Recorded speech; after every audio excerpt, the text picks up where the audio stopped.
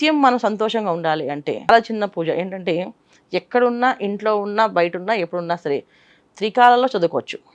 లక్ష్మీ అష్టకం 8 నామాలు, ఎక్కువే ఉండవు లక్ష్మీ అష్టకాన్ని. ఓకే. పొద్దున్నే లేచి స్నానం ఆచరించేసి పూజ చేయాల్సిన టైం లేకపోయినా ఈ లక్ష్మీ అష్టకాన్ని చదువుతూ వంటంతా చేసుకోవచ్చు. ఆవిడ కూర్చొని చేయమని చెప్పలేదు, చక్కగా కూర్చొని వాళ్ళు కూర్చొని చేయగలిగితే మంచిది, లేకపోతే చదువుకుంటూ చేయొచ్చు వంటంతా. ఇది ఆడవాళ్ళకి మాత్రం ఈ నియమం, మగవాళ్ళకి కాదు.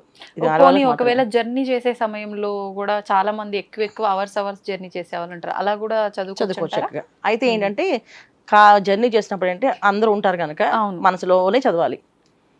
సౌండ్ కానీ మన శబ్దం కానీ కదలిక కానీ బయటకు రాకూడదు. ఎందుకంటే వేరే అసూచంతో ఉన్న వాళ్ళకు ఉంటుందా, వాళ్ళు వింటే అదొక దోషం.